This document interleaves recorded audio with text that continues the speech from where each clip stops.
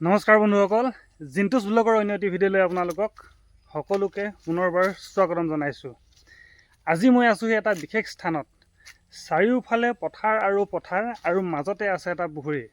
আৰু পুখুৰীটোলৈ আহিবলৈও এডোখৰ পানী পাৰ হৈ আহিব লাগে, যি নেকি এককাল।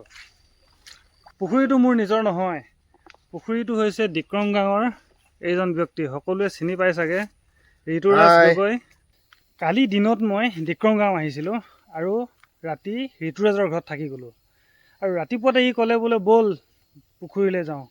গতিকে দুয়োটাই ৰাতিপুৱাতে আহি পালোঁ পুখুৰী। আৰু পুখুৰীত আহি মই যি দেখিলোঁ, চাৰিওফালে কাষত এয়া চাওক, ইমান সুন্দৰকৈ লানিকৈ ডাংবৰী গছ লগাই থৈছে আৰু ধুনীয়াকৈ লমালমে লাগি আছে। কাষত চাৰিওফালে তামোল গছ আছে আৰু পুখুৰীটোৰ সোঁমাজতে এয়া চাওক পটলৰ হেডালি। সি ইতিমধ্যেই সাঁতুৰি গৈ পুখুৰীৰ মাজৰ পৰা পটল প্ৰায় 1 মোনা চাওক ছিঙি আনিলে। আৰু এইবিলাক দেখি আচলতে মোৰ সদায় ভিডিঅ' বনাই থকা মনটোৱে কেমেৰাটো এপাক নুঘূৰাই থাকিব নোৱাৰিলোঁ। আৰু নিজৰ পুখুৰীটো যিহেতু যথেষ্ট দ, গতিকে চাওক কাষতে থকা এই গাঁতটোতে দুয়োটাই জাল মাৰিবলৈ আৰম্ভ কৰি দিলোঁ।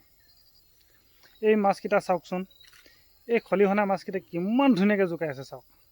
এইকেইটা মাছ সি মানে যিডোখৰত এই মাছকেইটা খেলি আছে, এইখিনিতে তলতে এটা প্ৰকাণ্ড মূঢ়া আছে, গছৰ মূঢ়া।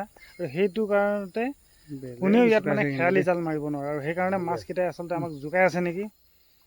এতিয়া এই কাষতে জাল মাৰি আছে আৰু এটা প্ৰতিবাৰতে পাইছে হৈ চাওক।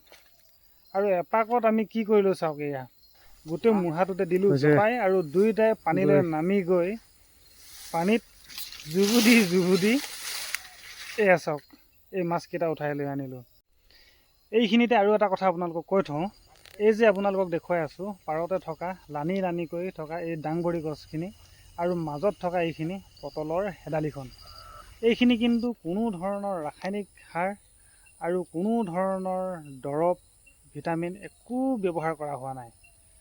এই ডাংবৰীখিনিলৈ চালেই মন কৰিব পাৰিব আপোনালোকে, চাওক কেনেকুৱা ধৰণে ইয়াত পোকে খাইছে। আচলতে বজাৰত যে আপোনালোকে একদম পুৰা সুন্দৰ নিপুটল শাক পাচলিবিলাক যে পায়, সেইবিলাক আচলতে আপোনালোকে চাই ভাবে চাগে যে এইবিলাক মানে কোনো ধৰণৰ সাৰ নিদিয়াকৈ অৰ্গেনিক খাই আছোঁ, কিন্তু সেইটো আচলতে নহয়।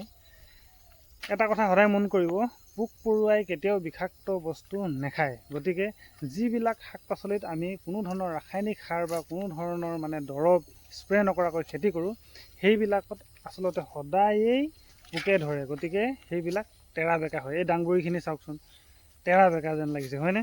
আচলতে এইখিনিয়েই ৰাসায়নিক সাৰ নিদিয়াকৈ কৰা অৰ্গেনিক খেতি, আৰু এইবিলাক খাই আচলতে এই মানুহটো ইমান পাহোৱাল হৈ আছে। আজি এইবিলাক বজাৰলৈ নিয়া হ'ব। বজাৰলৈ? আচ্ছা, আজি বোলে সি বজাৰলৈ নিব। আহিব, বেপাৰী আহিব, ছিঙি দিয়া হৈছে আৰু ছিঙি পেলাই এতিয়া দিয়া হ'ব। এইবিলাক পটল আৰু ডাংবৰী নিয়া হৈছে, আৰু আছে ভোল, পানী কোমোৰা আছে বহুতো, কিন্তু বেপাৰীয়ে আজি সেইখিনি নিনিয়ে চাগে। অকল ডাংবৰী আৰু পটল লাগিব বুলি ক'লে। প্ৰায় পটল 10 কেজিমান হ'ব, ডাংবৰী 6-7 কেজিমান হ'ব। আজি সেইখিনি আমি বেপাৰীক দিম, আজি লৈ যাব, সন্ধিয়া লৈ যাব, কালিলৈ বজাৰত বিক্ৰী কৰিব। Thank you. গতিকে আমি সাধাৰণতে যিমানখিনি মানুহে এই ঋতুৰাজ গগৈক জানো বা ঋতুৰাজ গগৈ চিনাকি যিমানখিনি মানুহ আছে, ৰাতিপুৱাৰ পৰা গধূলিলৈকে সদায় অলৌ তলৌকৈ ৰাজনীতিৰ কামতে ঘূৰি ফুৰা দেখোঁ। আৰু ইমানখিনি কৰ্মব্যস্ততাৰ মাজতো যে এনেকুৱা ধৰণৰ সময় উলিয়াই আজৰি সময়ত এই ইমানখিনি যে শাক পাচলিৰ খেতি কৰি কাম কৰি যে খাই আছে, গতিকে এই মানুহটোৰ এই কামখিনি দেখি আজি এই ভিডিঅ'টো মই প্ৰস্তুত কৰিছোঁ। গতিকে ভিডিঅ'টো শেষলৈকে চোৱাৰ কাৰণে আপোনালোকক বহুত ধন্যবাদ। লগ পাম পুনৰ এটা নতুন ভিডিঅ'ত। মাছ খলিহনা ইমানখিনি পালোঁ।